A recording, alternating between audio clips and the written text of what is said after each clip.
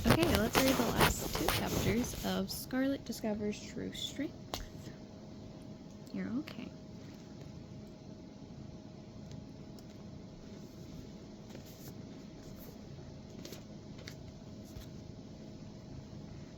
Okay. Chapter 13. I can't believe I'm doing this, said Arden. Behind her back, Scarlet and Ophelia leaned in to share a smile of so close they could taste its success. They were standing on the path that led to the butterfly exhibit from in front of a sign that read Butterflies, 200 feet ahead. My stars, Ophelia whispered to Scarlet. Did you know butterflies had 200 legs? Scarlet studied the sign. I didn't, she whispered back. It's kind of star-mazing that they can fly.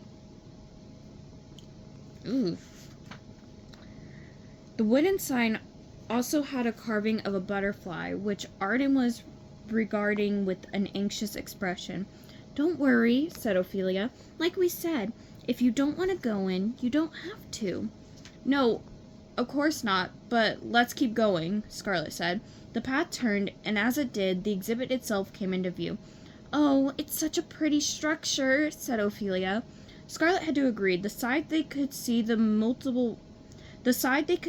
multiple rising and falling arches, almost like the curves of a cloud. The walls appeared to be made of some kind of netting and were decorated with large, colorful pictures of butterflies. Can you please stop putting your claws into my sock? No two were the same, though the net was easy to see a veritable jungle of trees, vines, blooming bushes growing inside.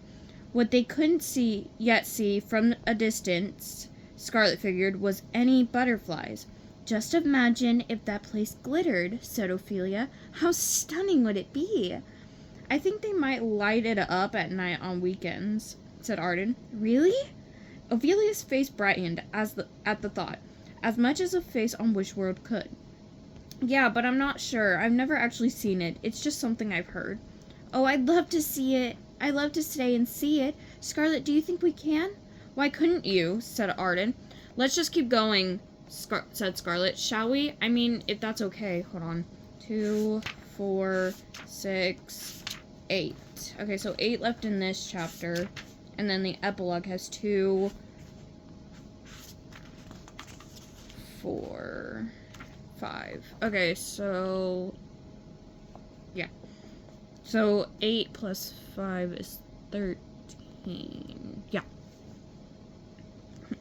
I did that off the top of my head. You're welcome. Anyway, Arden nodded. She took a deep breath and moved forward ever so closely. Her feet seemed to fight her for every step. Scarlet could hear Arden telling herself, I can do this. I can, between rapid, shallow breaths. Yes, Scarlet thought. She was going to do this. She was going to overcome her fear. Scarlet looked at Ophelia and pointed to her bracelet. Be ready, she mouthed, and pointed. And what was crazier, Scarlet wondered, that Ophelia's mission might be a success, or that Scarlet just might be happy for her. As they got closer to the exhibit, they found themselves walking among dense, vibrant flower gardens, dotted with butterfly-shaped signs bearing various facts. One showed the process a caterpillar went through to become a butterfly. Metamorphosis, read Arden. That's what our project is about. Wait, is that really how butterflies are made? They start out as those? Ophelia pointed to a caterpillar, then to a butterfly. You think something that delicate would be pretty would be made of flower petals and stardust. You're funny, Arden said. She suddenly looked more relaxed. Scarlet could see how Ophelia had taken Arden's mind off her fear. Not you licking! Without even meaning to, so just stop licking! So she decided to try it herself. After all, she was there to help. This is interesting, she said.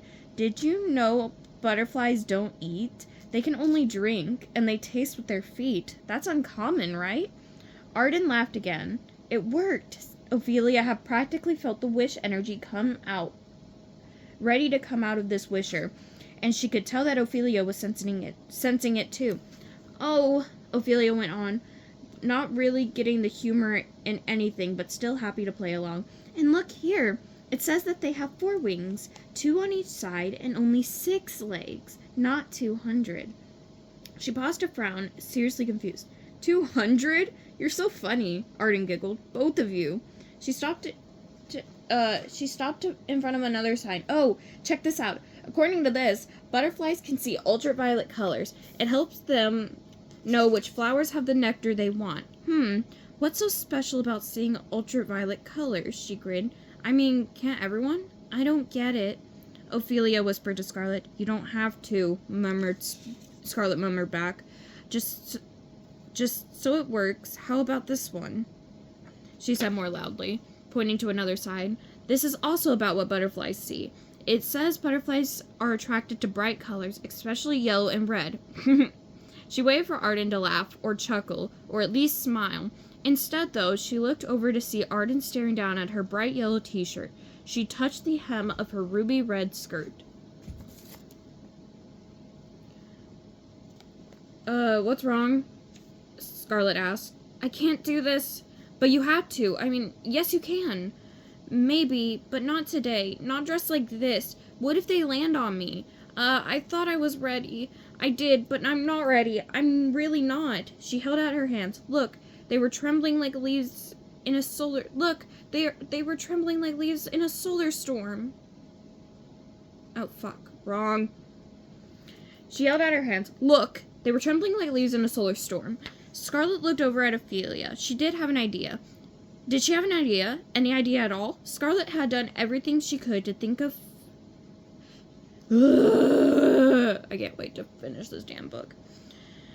Did she have an idea? Any idea at all? Scarlet had done everything she could to think of... to help grant this wish in time. But it wasn't enough in the end. With the tiniest nod, Ophelia lowered her eyes back to Arden's hands and quickly picked one up. You know, you're not alone. We're here for you. Whatever you need.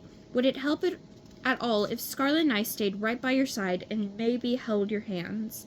She looked back at Scarlet warmingly, clearly expecting her to reach out and take Arden's other hand. Scarlet? Well, I don't know. Here's the thing. I don't know. Here's the thing. Would it help? Scarlet was skeptical at best. I see your face in the camera.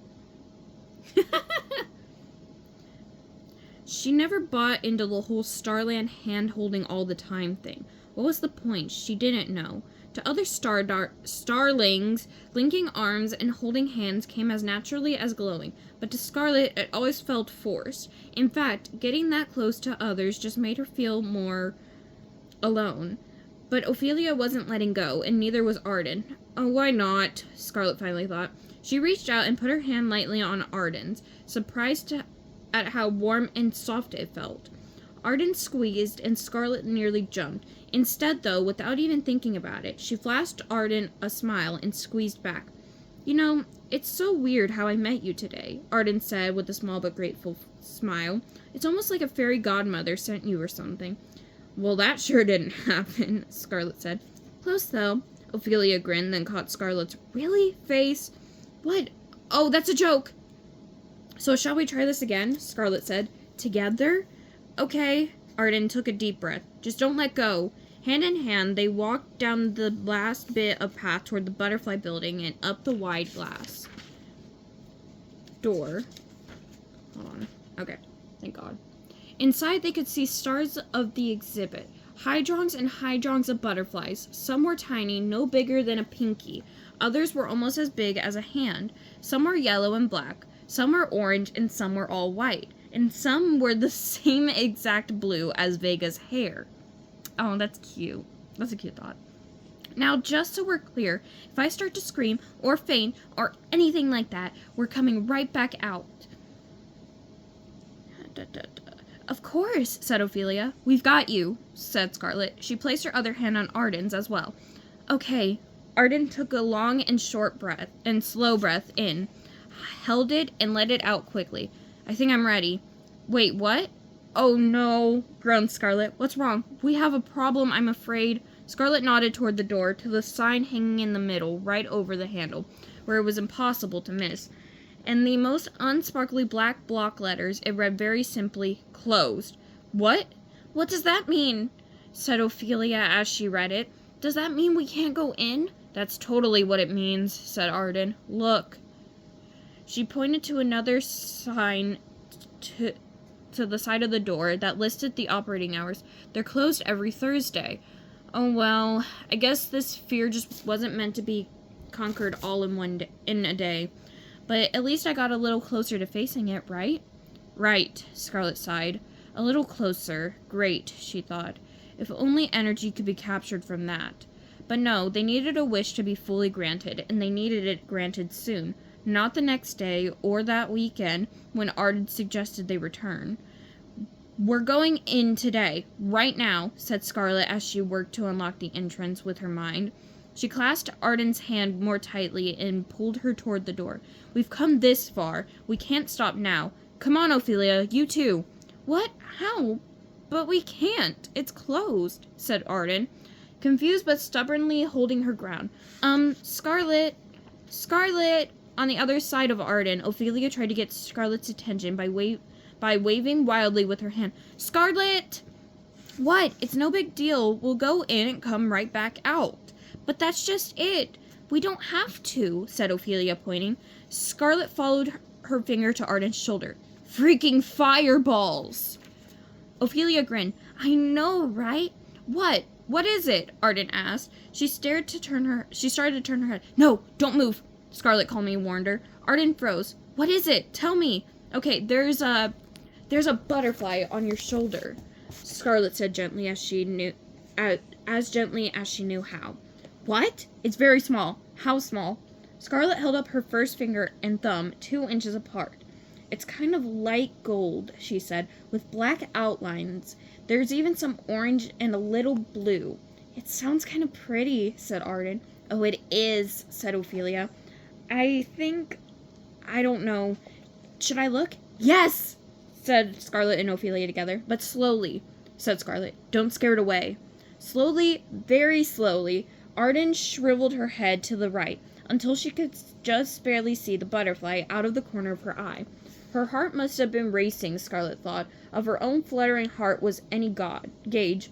And Ophelia, Scarlet glanced at her and saw she was smiling at Arden. How excited she must be. How do you feel? Asked Ophelia gently. I feel okay. Arden's eyes left her shoulder for just an instant to flip from Ophelia to Scarlet. And you know what's even better? What I don't feel is afraid. Scarlet was ready for the wish energy to flow out of Arden, but she wasn't prepared for such an intense and powerful stream. It burst forth with such force that Scarlet staggered back, and Ophelia did as well. Arden just stood there, oblivious, as wishlings always were. She could only assume it was the butterfly they were reacting to, so she smiled and said, Don't worry, it won't hurt you. Of course, that was the last thing Scarlet was worried about. The first thing was making sure every drop of energy made it into Ophelia's wish pendant, which Ophelia seemed to have forgotten all about. Scarlet held out her own hand and pointed to her wrist to try and remind her, but Ophelia replied by shaking her head. That was when Scarlet realized the wish energy was already flowing into a wish pendant. Not Ophelia's at all, but Scarlet's. Epilogue. How are you enjoying the book? Sorry. She hasn't snuggled with me in a while. Go back to bed. Dude, my foot is like falling asleep because of how I'm sitting. Scarlet was so happy about all the wish energy she had collected that she didn't even mind giving Ophelia a ride back home on her star. Scarlet hadn't planned on holding Ophelia's hand the whole time, but somehow it turned out that way, and they were still holding hands when Lady Stella's door opened to welcome the returning starlings in. Maybe that was why every jaw in the room seemed to drop, or maybe it was Scarlet's smile, which she couldn't hold back and for once didn't even try to. Scarlet, Lady Stella walked forward, her stardust-flecked silver robe flowing behind her in a shimmering diaphanous cloud. I owe you a star citations, and even more, importantly, star apologies. She stood before Scarlet and humbly bowed. Clearly, you always were, and always will be, meant to be A star darling. If there was any doubt whatsoever left, this resolves it once and for all. Whoa. With that, the headmistress extended her arm, and her upturned palm was the wish. With that, the headmistress extended her arm. In her upturned palm was the wish orb, which she handed to Scarlet. It felt so heavy and warm, and then began to transform into a flower. "It's a punky po," said Scarlet with a smile. The burgundy star-shaped petals were aglow. And then her power crystal, the Ravenstone, emerged. It was so beautiful, it made Scarlet feel very special. Aw, that was cute. It made Scarlet feel very special indeed. "Take it and hold it, dear," said Lady Stella. "Oh, I will, said Scarlet. Her own heart seemed to stop as she returned the gem and felt the pulse of its energy through her hands. Meanwhile, Lady Stella, still smiling but more sadly, turned to Ophelia. As she spoke, she shook her head. "To you, Ophelia, I must also offer star apologies. It is clear you are not a star darling, as we had believed." Scarlet looked down. She remembered how those words had crushed her, and she could only imagine they'd wound Ophelia the same way. When Scarlet finally made herself look at the starling, however, the words seemed instead to have lifted a great weight off Ophelia. Her whole aura had changed. Not only was she brighter and more sparkly, she looked almost happy, content, and relieved. Her eyes skipped from Lady Stella to Scarlet, then around to each of the dumbstruck star darlings who hadn't moved since the two starlings had glided in. "What the stars? Who's next?" Gemma suddenly blurted out. "Starf! Hey!" she cried as Tessa elbowed her ribs. Lady Stella clasped her now empty hands tightly in front of her, as if in prayer. "I know this is quite a lot for you to take in, particularly on such an intensely emotional day. We've all been through quite a lot, especially, of course, Scarlet and Ophelia, which is why I think it's best to retire for now. Rest assured that Lady Cordial and I will work diligently to ensure that nothing like this happens again." She turned her head respectfully towards the admissions director, who stood off to the side in semi-shadow throughout the whole Wish Blossom presentation. Lady Cordial took a step forward and bowed to the headmistress. Her deep purple bun looked especially tight. "We most certainly will." That's not even an S word. Why is it doing that? She said, her eyes still on the floor. "No mistakes like this ever again." As fast as Scarlet had fled from the other star darlings when she learned that she'd been dismissed from the group, she fled even faster now that she was back in. She could see everyone waiting to congratulate her and embrace her. Ugh! Outside Lady Stella's office, and suddenly it all seemed too much for her to bear. No, okay, so that ugh wasn't actually, it's actually in the book. Hold on. Yeah, right here. It's actually in the book. So I promise you I'm not trying to make shit up. She would deal with them all later. Be sociable. Sociable. Scarlet thought as she rubbed past them, but right then, more than anything, she needed to be by herself. She already hugged and held hands more in one day than she had in the whole rest of her time at Starling Academy. She was overwhelmed. She needed to breathe. The holotext came as she descended the spiral staircase into the star caves.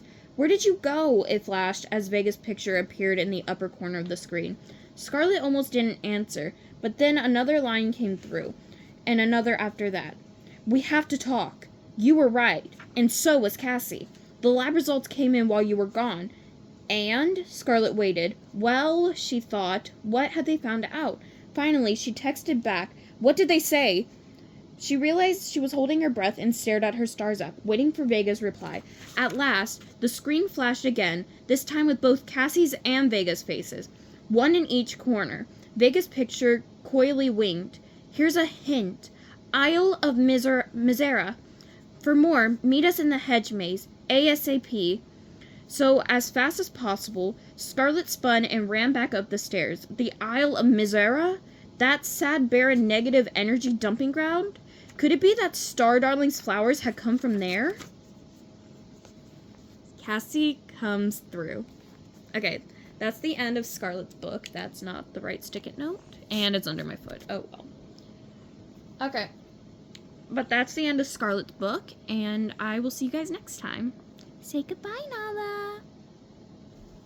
She says bye.